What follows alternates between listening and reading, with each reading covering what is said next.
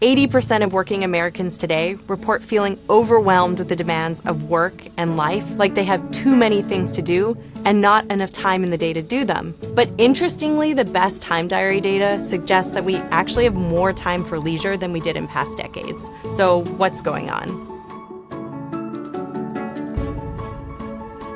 What we find is that even though we have more leisure time than we did in past decades, this time becomes what I like to call time confetti. We're constantly distracted by our technology, by the demands of work, and this time confetti makes us feel increasingly pressed for time. There's a couple of factors in society that I think lead people to feel like we always have to be working. The first is that we're taught from a really young age that money is going to be a surefire path to greater happiness. In some research, even people with $10 million just sitting in the bank said that they would definitely need more money to be happier. We're also worried what other people will think of us. We live in a fast-paced, work-focused culture.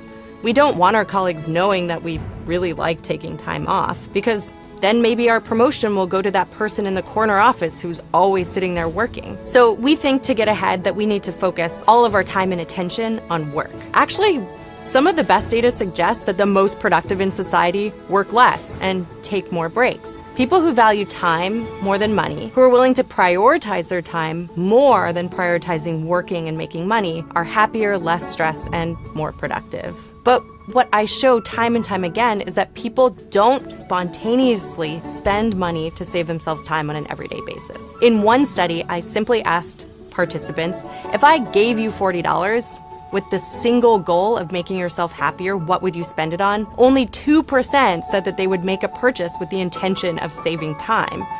Most people said they would buy stuff or take a friend out for a meal. All of us tend to underestimate the happiness benefits of saving ourselves time. I have 4 simple strategies that all of us can take to choose time over money. First, we want to spend money to outsource or dislike tasks to others. The next time that we're about to spend $100 on stuff we don't need, we should ask ourselves, can we use this money to have more and better time, such as by buying ourselves into positive experiences like meals out, or buying ourselves out of negative experiences like house cleaning. Second, keep a time affluence to-do list with small things that you can do with windfalls of free time when you're stuck waiting in line for something. Emailing a friend, sending a gratitude letter to a colleague who's done something nice to you, or reading something on your e-reader. Number 3, you should savor your time. Framing our weekends like a holiday can make us spend more time engaging in happiness-producing activities, like spending time socializing with friends and family. Finally, we should say no and ask for more time. In order to have time affluence and not feel overwhelmed by the demands of work and life, we have to remember that